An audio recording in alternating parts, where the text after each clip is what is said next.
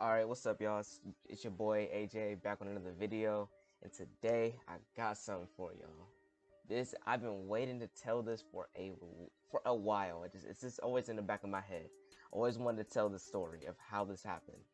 So if you didn't see my last video, I talked about grading my school experiences from F to A on a grading scale, and what's the name? I told you guys that like 5th grade year I was bad, but social wise I was good though. I was like really good. I excelled. So then after 5th grade for middle school, everything went downhill. So this is the beginning of the downfall, the fall off. J. Cole coming out soon. But yeah, this is the beginning of the fall off for middle school. For all my middle school, for my whole middle school experiences. This is what set me up for failure. So if you guys are new, make sure to subscribe, hit the like button, share my videos, and let's get to it. So again, yeah, I was good socially, nothing bad, but grades were bad in 5th grade. But in the beginning, like the last few months of 5th grade, I was just chilling, Grade, I still wasn't caring about grades, but little girl. But there was this one. What's the name? There's one girl that we were talking for a little bit, and then we were just talking, going back and forth and whatnot, and we ended up becoming a thing late 5th grade year. So after we became a thing, we were like just chilling at school, whatnot, and then text her, FaceTime, the usual, and then let's see, field day, last day, like I think it was like the last week of school. On field day, I sold out. I'm not even gonna hold. She like, we wanted to kiss, but then like at the same time, like we was in 5th grade, I didn't even kiss yet, so I was like nervous and I didn't do it. So I think that's what set it off for failure. So in the summertime, things were kind of seeming a bit iffy. So we lived like 10 minutes away from each other. Keep that in mind, 10 minutes away. And sometimes I'll ride my bike to the park and play some basketball. And she lives right next to the park. And one week I texted her during the summer and I was like, yo, what's up? And then she didn't text back. And I rode my bike to the park and I seen her driving around in a cart, like a golf cart, if I should say. I seen her and I was riding my bike and we both just looked at each other and we just kept it pushing. So then after I went to the park and I was going home, I was just thinking like, bro, like what? Like, and it was like a party. She was having like a party and it was like with her sister. So then that's when things started seeming a bit iffy. Now let's fast forward all the way to 6th grade because I don't want to be just saying. I just don't want to like have this whole timeline. Now, 6th grade, this is where things went bad. My homeboy Jay Zell tried to hook me up with this one girl. He tried to put me on, but nah. I said nah. I'ma claim my girl. Keep it faithful, whatnot. And the day after that, we still barely text because like after I seen her at the park that day, like a week later she texted me and said, oh, my phone died. And I'm thinking like, bro, you couldn't get a charger? Like, it does not take a week to get a charger. I don't know. I don't care how bad you're struggling. It does not take a week to get a charger, and that's just facts. But anyway, so like a few days after I claimed her, I seen her hugging, actually not hugging, but this brush. She was walking with this dude and they both had their arms around each other's shoulders. Now, I know y'all thinking maybe like they're just friends and cool, and they're just cool. No, bruh. We were barely talking like as it is. And then when she did that, it was kind of suspect. And then her friends came up to me and were like, "Yo, why don't you talk to Dayani?" I'm like, "Bro, what? I just seen her hugging up on some dude. Like, she don't even like me like that." She was like, "That's not true." And then her friends was like, "That's not true. That she still like you." So then that kind of like, I don't want to say, that just that was like, it just kept the flame alive a little bit. It was like, okay, I don't know what she doing, but it's whatever, bro. I'll just talk to her when I get home. Fast forward, we barely talked. We probably FaceTime like once a week, and then I played basketball most of the time at lunch. So fast forward, my mom and my stepdad, we choose to go on a vacation. I don't know what time this was. It was like in the beginning of the school year. We choose to go on vacation for about 2 weeks. We had 2 weeks off. So, what's the name? I text her, right? And oh man, this hurt my stomach so bad, bro. She told me that she just made up some BS excuse. It was like, I don't think we can work out. I don't think I can trust you. And I was just thinking, what did I do to make you not trust me? I don't get it. It just didn't make sense. I knew it was bogus, bro. I knew like it was just weird. It was just heckle weird.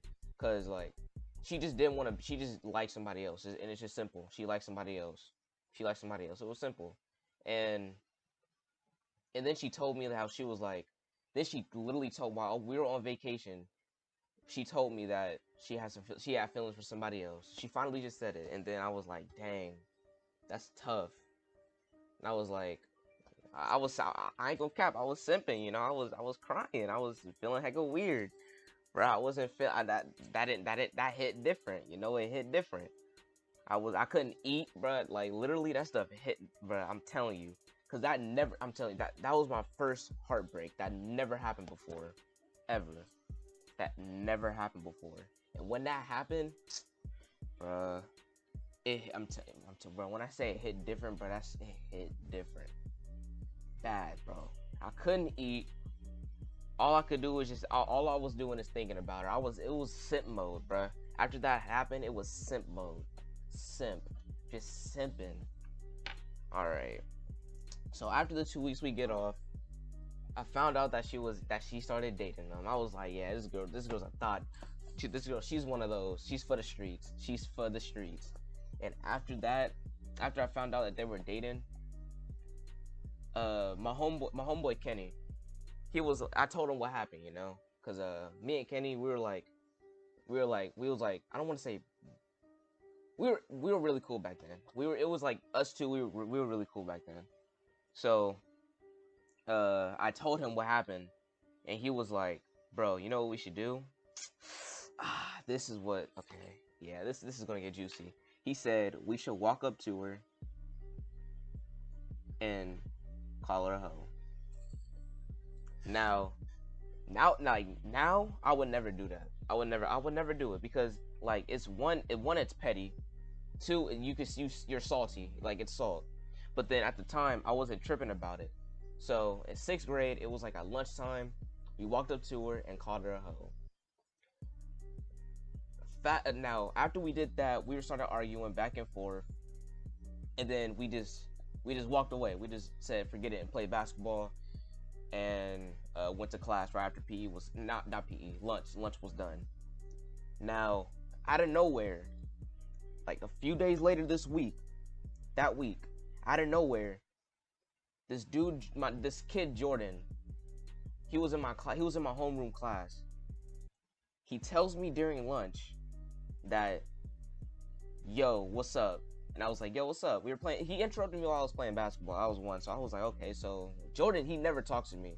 Like we were cool, kind of had our little back and forths here and there, but we were neutral we were just neutral. So he never talked to me. But when he came up to me during basketball, something was off. And I looked behind him. I seen a big crowd. I seen usually the kids that run the fights, they were there. And then he came up to me and said, yo, what's up? And I was like, what's up? And he was like, oh yeah, by the way, Marcus wants to fight you. And I was like, what? I was confused. I was like, Marcus. And then when I registered, I was like, oh my gosh, that's the girl's boyfriend. That's her boyfriend that she ran off to. And he found out that I called her a hoe.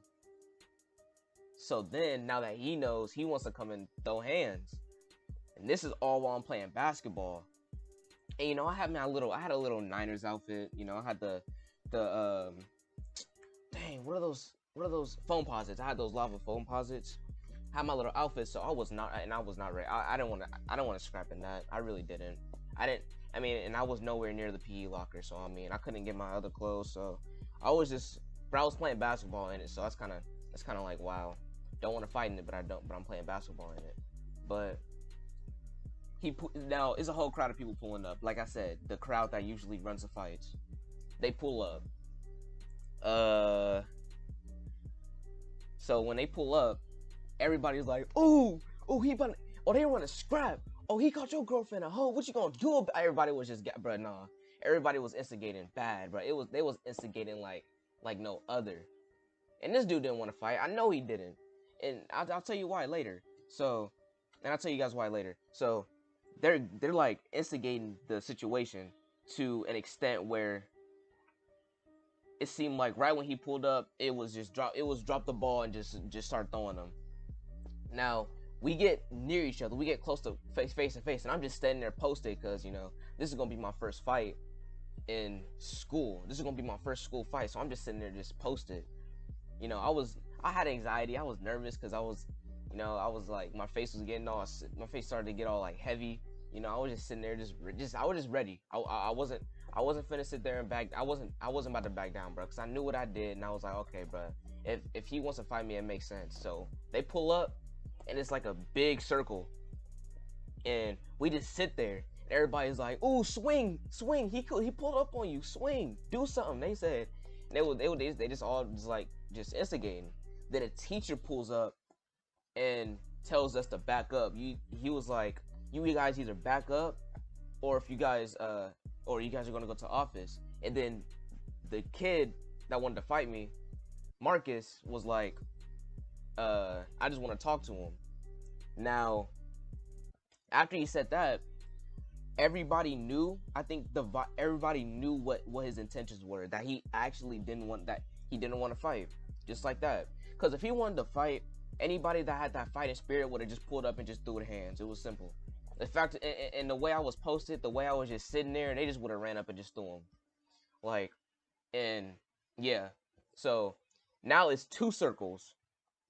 One circle, everybody trying to instigate me to throw hands and walk up to him. Another circle, everybody was trying to instigate him to run up and do something. And it was like some of my friends from 5th grade, and they were like, "Yo," they were just like, you know, they were just some were standing around, but some were just like, "Yo, he want to fight you. What you gonna do about it?" And I was just sitting there, I was silent, bro. I was silent because when there's a bunch of people coming to instigate, you know they're instigating, it's just like it's kind of embarrassing, but I'm kind of being put on the spot, so I don't know what to say. Like, what do I do? And this was my first school fight, so I didn't know what to do. So we're just sitting there, and then I walk up to him, and the teacher just pushes me. He puts his hand on my shoulder and like kind of holds me back a little bit, and I'm like, "Yo, I just want to talk to him." He said he want to talk, so I was like, "Let's talk." And then the teacher was like, "No, if y'all want to talk, let's go to the office." And I just backed up, and I was like, "Bro, I'm not finna go to no office, bro. Nuh-uh, bro. When you go to the office, you know, it's bad, bro. It's bad. Whenever you have to go to the office and you didn't throw hands, it seems, bro, in school, I mean, it may not seem such of a big deal, because, you know, I'm in high school now, but back then, if you went to the office and you didn't throw hands, you either snitching or you scared, bro. It's simple. You scared or you snitching. And I knew that, and I at least knew that. So I was not finna just go to no office until he came up and just said, "Forget it, let's go to the office." And I was like, you know what? If he want to go to the office, I'll go to the office. I wasn't thinking twice. I was like, okay, bro, let's just go to the office. And then while in the office, we just talked. He was like, "Yo," he called my girlfriend. He called my friend a hoe. And I was like, "You mean your girlfriend?" He was like, "Yeah." And I was like, "Yeah, okay." I called her a hoe. Called her a hoe. And then the teacher was like, "Yeah, you guys should not do that. You know, it's whatever." Then when we left, I walked out. I'm not even gonna hold. I was salty, bro. I was like, it was just kind of weird, but then his girlfriend, the girl that left me or whatever, ran up to him, hugged him, and then they had that little they had that little moment. And I was just like, I just had to walk back to class. Everybody was like, you was finna fight, and I was like, yeah. I just went in there and just, I don't know, slacked off or whatever. But yeah, then word around school, man. This one dude I used to talk to as well, Josiah. He said that he was finna jump me. Him and his friends were about to jump me. Him and Armand, I think that's his name is Armand. Finna jump me, and I was like, man, that's tough. But yeah, that's a story of how one, I got hoed. Two, and how I almost got into a fight over it. So yeah, that's the story. If you guys liked it, leave a like, comment, and yeah, tell me how y'all felt about it.